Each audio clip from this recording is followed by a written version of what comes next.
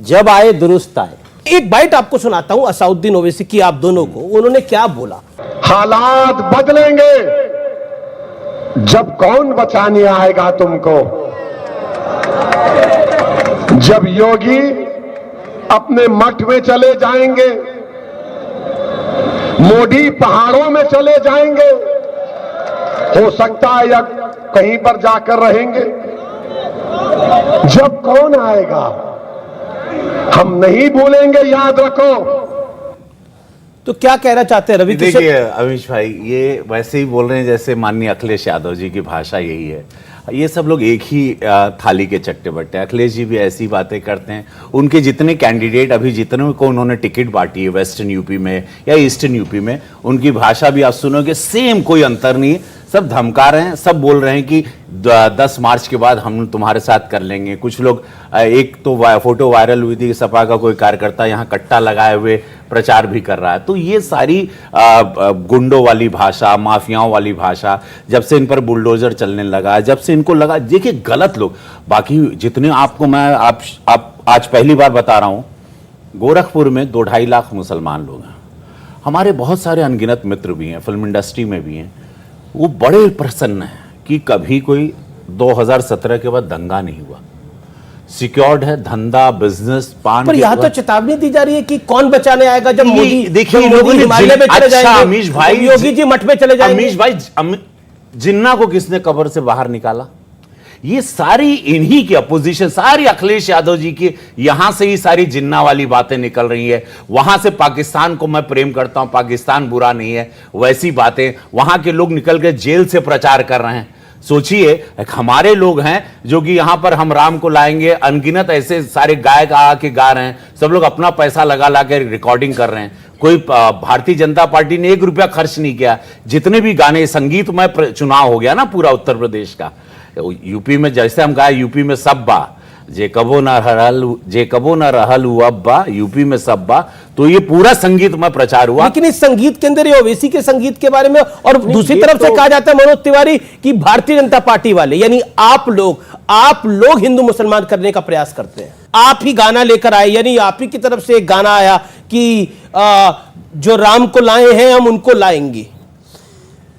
देखिए, हम तो अयोध्या सजा दी है, काशी सजा दी है, मथुरा सजाएंगे, तो चेतावनी लगती है। नहीं, अगर हम ये कह रहे, इन्होंने क्या कहा कि जब वो चले जाएंगे तो सोचो तुम्हें कौन बचाएगा। सीधी सी बात, वो जिसको टारगेट कर रहे हैं वो हमको दिख रहा है। हम अगर कहते हैं कि मंदिर भी बनने लगा है, भगवा भी चढ़ने लगा है, मंदिर भी बनने लगा है, भगवा भी चढ़ने लगा है, मंदिर जब बन जाएगा सोच नजारा क्या होगा। अब मैं तो अपने मंदिर की बात कर रहा हूं ना, मैं अपने भगवा जो शांति का रंग है, जो भी इस तस्वीर में रवि भाई के गले में है, हम उसकी बात, हम दूसरे को, किसी को चैलेंज तो नहीं कर रहे हैं, हम किसी को धमकी तो नहीं दे रहे हैं, हम तो सबके धर्मों का सम्मान करते अपने धर्म पे गर्व कर रहे हैं। और 500 साल बाद मंदिर बना है तो हम क्यों नहीं करें साहब। लेकिन अखिलेश यादव के साथ मैंने साक्षात्कार किया, मैंने इंटरव्यू किया अखिलेश जी का, और मैंने पूछा कितनी सीटें आएंगी, आप खुद सुनिए उनका जवाब क्या था, और फिर उस पर आपका मैं एक रिएक्शन लेता हूं। अखिलेश यादव ने कितनी सीटें बोली, वो बाइट को अब हम प्ले करते हैं बिग स्क्रीन पर। अखिलेश जी, कितने दूर और कितने पास, इस सेशन का नाम यह है, आप साइकिल चला रहे हैं, आप देख रहे हैं, और कितने दूर है और कितने पास है, क्या नंबर है, फाइनल नंबर? अखिलेश यादव जी, मैंने पहले दिन से कहा और फिर कह रहा हूं मैं जी, और आप देखेंगे आने वाले दिनों में जी, कि हो सकता है उत्तर प्रदेश की जनता समाजवादी पार्टी के साथ जितने गठबंधन है मिलकर के 400 सीटें भी जीत जाएं। 400 सीटें जीत जाए, 400 सीटें, और इसलिए बोल रहा हूं मैं। तो बीजेपी के लिए आप 25 छोड़ रहे हैं, कितनी छोड़ रहे हैं बीजेपी के लिए? 3 सीटें बीजेपी की आएंगी विपक्ष के लिए। विपक्ष के लिए अब विपक्ष तय कर ले कितनी चाहिए उनको। आप दोनों मुस्कुरा रहे हैं। आपको लगता है ये मानसिक रूप से संतुलित व्यक्ति का बयान है? क्यों, मतलब कॉन्फिडेंस किसी को हो सकता है? अरे भैया, मैं तो निशब्द हो गया, मतलब स्पीचलेस। हमको ये समझ में नहीं आ रहा है कि ये अखिलेश जी, देखो अखिलेश कोई भी व्यक्ति अगर ऐसा बात करे कि 403 सीट में 400 हम ही को आ रही है, तो इसका मतलब है कि इसके बाद अब प्रचार की जरूरत नहीं है। उत्तर प्रदेश की जनता समझ चुकी है कि who is best for Uttar Pradesh. आप लोग मुस्कुरा रहे थे जब वो अखिलेश जी बोल रहे थे। मैं शॉक्ड हो गया। मैं मतलब होता है ना कि एक आदमी इसको तो हम मत्स्य कांड से वापस बुलाए थे, चला गया था कहीं और। मैंने इसलिए कहा को संभाल के मैंने पकड़ा इनको। मैं जानता हूं, देखो ये आपने अच्छा, कांड भी करते हैं। नहीं, कांड तो बहुत किए हैं, लेकिन मत्स्य कांड अभी कर रहे हैं। लेकिन इनसे कम किए हैं, ये बड़े वाले हैं, हम छोटे वाले हैं। नहीं, हमारे हर कांड जो है वो समाज को कुछ न कुछ दिशा दिखाने वाले हैं। अब इसके बाद हम लोगों को कुछ कहने की आवश्यकता नहीं। अभी तो इसके बाद और भी हुए हैं। कहीं इंटरव्यू में जा रहे हैं, पत्रकार से झगड़ा कर लिए, कहीं गए हैं। मैंने आपको भी देखा, वो आधा टाइम तो आपको ईमानदारी का सर्टिफिकेट दे रहे थे कि आप बहुत ईमानदार है, क्योंकि उनको पता है कि कहीं वो इधर उधर से न छू दे। जिसका वो जवाब नहीं दे पाए, गुस्सा होंगे। इस देश के अंदर बात होती है राहुल गांधी की, बात होती है जयंत चौधरी की, बात होती है अखिलेश यादव की, बात होती है युवाओं की। हालांकि मैं आप दोनों की उम्र आपसे नहीं पूछूंगा कि आप दोनों की उम्र क्या है, लेकिन आपका जन्मदिन भी 16.5 के हैं। अच्छा, ये 16.5 के। तो आप कितने के हुए? 17.25। 17.25। आप दोनों में से बड़ा कौन है वैसे? ये मेरे भैया है।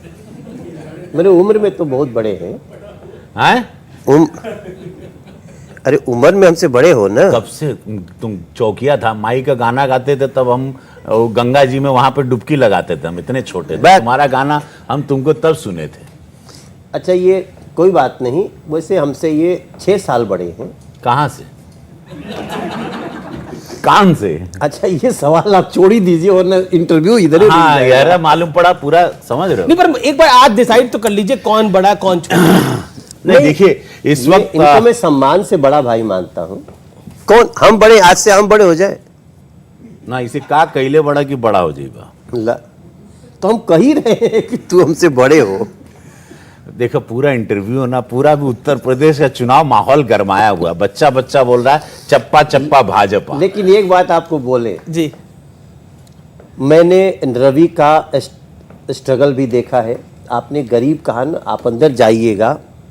ये व्यक्ति जो यहाँ बैठा है, जो गोरखपुर का सांसद है, मेरा भाई है, बड़ा भाई। हम लोग की अलग एक सिनेमा का जो राइवलरी है वो तो रहेगा ही। हमको अपना सिनेमा हिट करना, हमको अपना काम, इनको अपना हिट करना है। लेकिन ये व्यक्ति दूध बेचने तक का भी काम किया मुंबई में खड़ा होने के। मैं इसीलिए सवाल पूछ रहा था कि